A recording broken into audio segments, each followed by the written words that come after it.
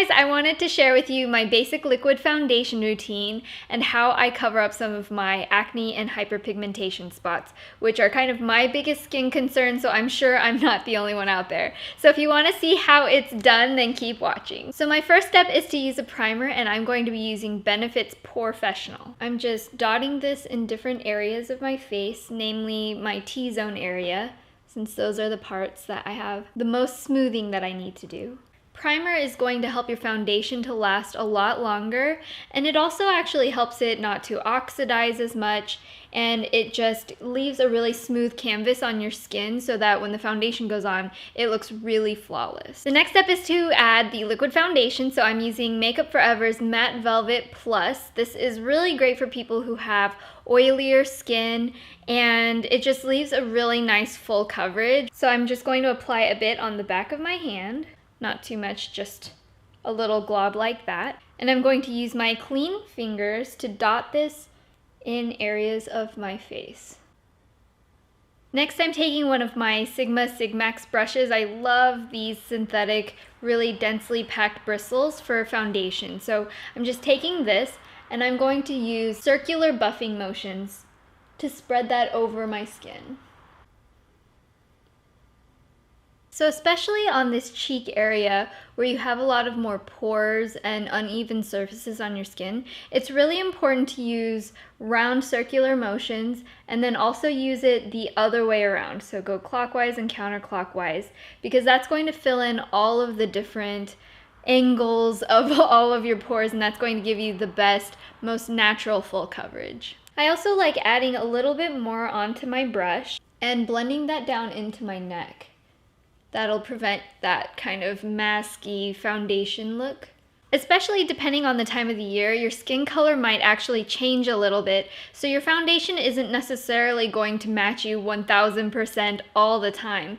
So blending into the neck like this is really going to help that color be really seamless into your skin. Since we only did one layer of foundation on the skin, it's actually not that crazy of a heavy coverage, and I can still see some little freckles and little spots here and there. And that's okay, because we're going to cover those up with concealer. If I just covered that up with foundation, it starts to look a little bit cakey and unnatural, and I want to have this looking as fresh and natural as possible. So now we're going to go on to the concealer. So my next step is to use concealer, and I am using Makeup Forever's Full Cover Concealer in number 7. And I really like this concealer. As the name implies, it's very full coverage. It's a liquid just like that. So I just, again, put that on the back of my hand, and then I just blend out a little bit with my fingertip. And I find that if I hold the mirror a little bit away from my face, then I can see what is most prominently showing on my entire face. So for me, that is this hyperpigmentation spot right here. So I'm just pressing this into my skin. I don't want to really move things around too much. So just move around your face, finding which areas stand out the most.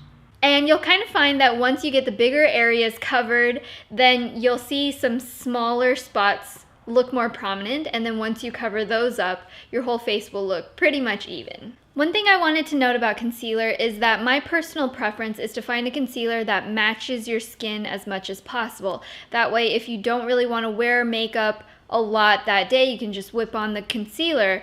Or if you're going to apply it over your foundation, it'll kind of match everything really easily. Some people like to use a lighter concealer and then wear it underneath their foundation, but it's really kind of no rules, whatever works best for you. For me, I find that one that matches my skin is the easiest thing to just grab and go. So I've covered up all the spots on my face, and I wanted to note one more thing for my under eyes. Generally, I find that a lot of concealers that work well for zits aren't going to be the best ones for under eyes, because a lot of the ones you want on your skin, you want it to be oil free, which tends to be a little bit drier. For your under eyes, you're wanting something a little little bit more hydrating so it doesn't emphasize any fine lines. So for me, what I like to do is actually I like taking my BB cream. This is my Skin 79 VIP Gold BB cream. The texture is actually really nice for under eyes because it doesn't crease too bad and it just melts in really well. Actually, if you have a favorite under eye concealer, go ahead and leave it in the comments below because I would love to have more suggestions of a really great under eye concealer. So I just take this on my ring finger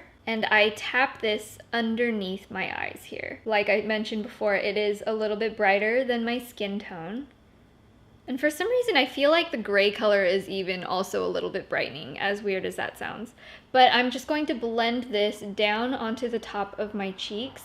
And that's going to give a little bit of a highlighting effect as well. So finally, I'm going to finish off my foundation routine by setting it with a powder. I really love this Tarte Amazonian Clay Smooth Operator Loose Powder for setting my makeup. I find it's really similar to the Makeup Forever HD, but it controls oil just a little bit better. So I'm just going to tap some of that into the lid. And then instead of sweeping this on my face, I'm just going to pat this.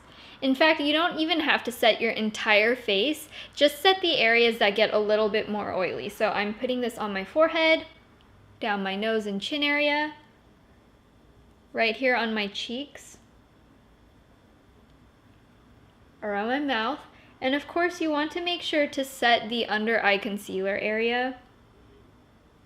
That's why I leave the under eyes for last, because I usually do the powder right after and I want to make sure that it sets really nicely. If you wait too long, sometimes it can creep up into your little fine lines and everything. So under eye concealing after spot concealing on your face. Alright, now that my face is properly concealed, I'm just going to go ahead and put on my blush and everything and lips, and I'll be right back. But if you want to see how I put on my blush and highlighter, feel free to click the annotation right over here, and that'll send you over to my basic blush video. Alright, so I applied my blush and bronzer using the Urban Decay Naked Flushed palette, and also applied my Too Faced La Creme lipstick in Spice Baby, which I am so obsessed with right now. And my final look is complete. I hope you guys enjoyed watching this basic foundation routine video. If you did, don't forget to thumbs up the video. Also, if you would like to see more of these kinds of basics videos, let me know in the comments down below what you would like to see in the next basics tutorial. So this is Jen, and I will talk to you guys next time. Bye! Today I wanted to show you my basic foundation routine. Where did you put my concealer? No, I'm kidding. Wrong, my foundation color is 40. Whatever. False. False. Okay. How do I... I sound like I'm beatboxing. That didn't sound like beatboxing. Oh no. The police. And then the police. They're coming after me for my bad beatboxing. I remember. I have my final face. Oh, that was so weird. Clapped. If only I could do one video without any bloopers.